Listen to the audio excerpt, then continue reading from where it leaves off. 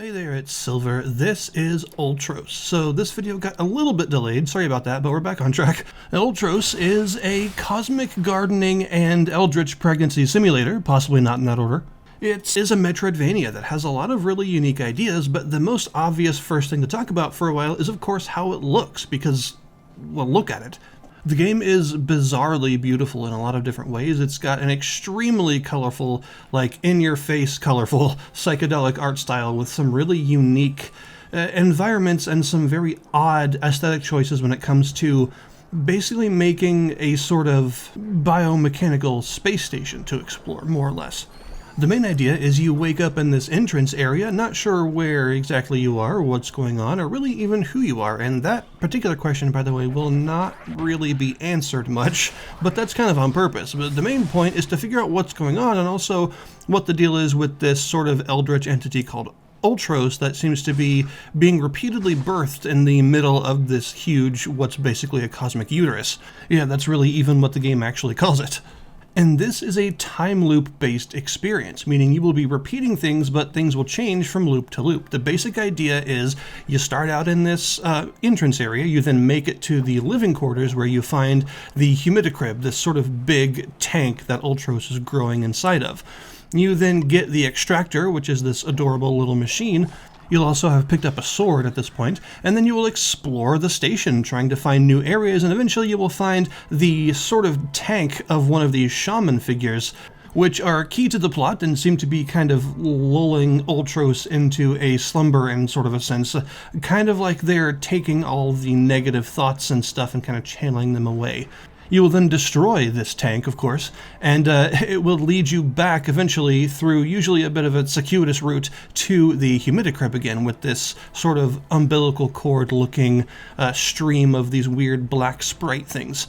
Destroying each tank will give the extractor a new power because the extractor is actually your sort of Metroidvania thing what upgrades you in a sense. It gives you a double jump, it gives you a jetpack, it gives you a digging tool, all sorts of stuff, and this is how you get all those tools.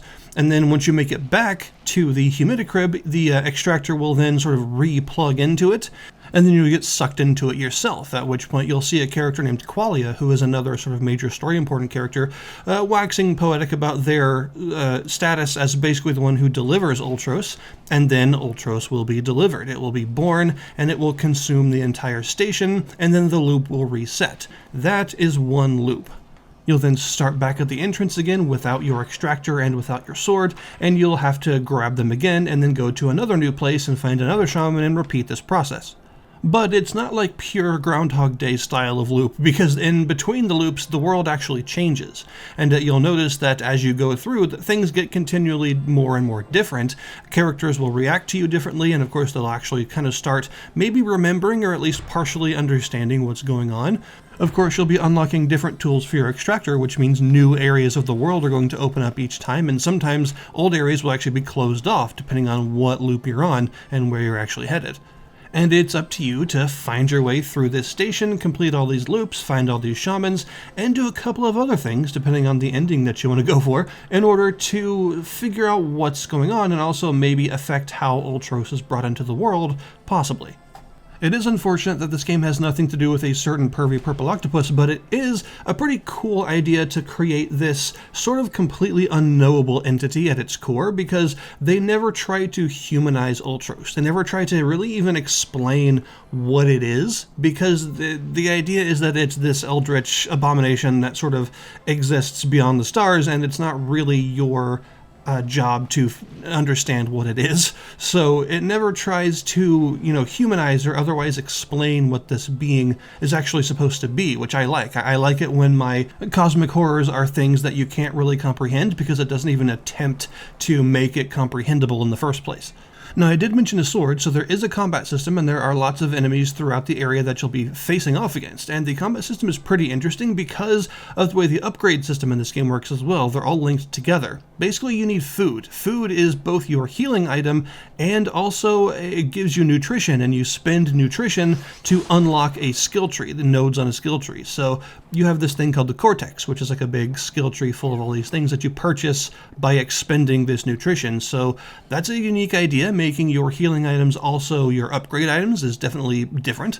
but it actually does a pretty good job. I think it works as a mechanic, it makes sense, and the main idea is enemies will drop all sorts of different things. They're basically meat and stuff from them, but if you kill them in a really efficient way, they drop much higher quality ingredients that you can eat for much better rewards. So if you want to actually get the best nutrition, you need to kill enemies as efficiently as possible. And the way that the game tracks that is if you repeat a combo on an enemy or not, it can degrade the drop that you get from them. So the only way to get perfect, what it's called prime ingredients, is to kill an enemy without ever repeating a combo a single time. This means that you do have quite a few different moves in combat that you can actually pull off, from a basic light attack combo to a charge attack to a slide and a set of sort of retaliatory attacks that you can do after you dodge, like do a perfect dodge. You can press a different button than your traditional attack button to do like a really quick series of counterattacks. There's also various different kinds of aerial attacks and some other attacks that can only be used while sliding and stuff like that. So there's quite a lot to the combat system in terms of the controls and what you actually can do. And this is, of course, important because the idea is for you to never repeat a combo at all during combat, except for with bosses. And enemies do tend to go down relatively quickly as a result, because if they have too much health, then it wouldn't be possible for you to do it this way. But you can upgrade your chances a bit by using the Cortex to unlock new combos, as well as upping your attack power so that enemies die faster, so that you have less of a chance to repeat something. So you'll be exploring around this place, trying to kill the enemies as quickly and efficiently as possible for the best drops, and getting loads of nutrition so that you can unlock more of these Cortex abilities for yourself. Now, you do lose all of your unlocked Cortex abilities when you loop. However, while you're exploring, you can find these brain-shaped fungus thingies called mnemonic mycelium, and these can be used to lock in any of the purchased skill tree nodes you want, even if they would normally be inaccessible at first because you don't have the other things that you need to unlock them. As long as you've unlocked them at least one time, then you can choose to lock them in, and then when you loop, they'll stay unlocked and you'll have them forever. You can find these garden pods throughout the place. They'll heal you and respawn stuff and all that when you rest at them. And while you're resting at them, you can look at the Cortex tree to unlock new stuff. You can also eat while you're in this pod to get some more nutrition to unlock new stuff, and you can spend your mycelium to lock in stuff you've unlocked. And you can also choose to re-unlock stuff and then reuse that mycelium for free. You can do it as much as you want, so you're never like stuck into a specific build or anything like that. You can rejigger all of these various unlocks in whatever pattern you want to. Also of note is the fact that once you unlock a node in the Cortex, unlocking it a second time will be cheaper. So even if you don't lock it in and you still have to buy it in the next loop, you can buy it quicker. However, I also mentioned gardening, and that's another extremely important aspect of this game. So you'll find all these glowing areas on the ground as you explore, and you can use these to plant seeds. And there are all sorts of different kinds of seeds you can find that each grow their own specific plant. And these plants usually have fruit of some kind that you can eat for nutrition, as well as having other uses. Like some of them may have vines that you can use to swing across gaps. Some of them may grow trees that you can use to jump up to higher areas than you could normally reach, or some of them may create this wheat-looking stuff that allows you to run up walls and stuff and reach areas that you couldn't reach otherwise. So there's a lot of different kinds of plant, and it's your job basically to figure out what each one does and then understand which ones would be most advantageous to plant where. You can also eventually get a digging tool that allows you to dig into the soil, and one of the uses of this is to dig down to the planted seeds and tear them up so that you can actually plant something else there. So you're never limited to whatever you decided to plant there the first time. You can mess around with your seeds and experiment. In fact, I would say experimentation is very much the theme of this game in general. You are meant to experiment with your entire garden and come up with different solutions to your problems. Most plants will have a small growth when you first plant them, but in the next loop they'll flower out into a much larger space. But you can also find these maps that will show you where compost is in various parts of the world, and you can dig using your dig tool to retrieve this compost, which looks like a sort of teal-colored crystalline nugget. And you can then plop this compost down into the soil, and it will cause a plant to grow to its full size right then without having to loop first. Where things get really interesting is in the fact that there's basically a non-violent way past all of your problems in this game, even including the boss fights. At first, you're going to be killing enemies for their nutrition and fighting bosses to progress and stuff like that, but as you do more and more loops, you're going to discover more and more ways in which you can solve your problems without killing things. For instance, you will get this scanner attachment for the extractor at one point, and this allows you to scan enemies, which gives you their name and a well-written description of what they are, which is just like, I love that sort of thing. I love bestiaries and games and all that, but it's also really useful because it tells you what they like to eat, because you can actually feed all the enemies in the game instead of killing them. And if you have something on you that they'll eat, they'll actually start to like you. If you just lay it down in front of them, they'll attack it, eat it, and then a bunch of hearts will start coming out of them to show that they're not hostile to you anymore, and then you can get past them without having to actually hurt them at all.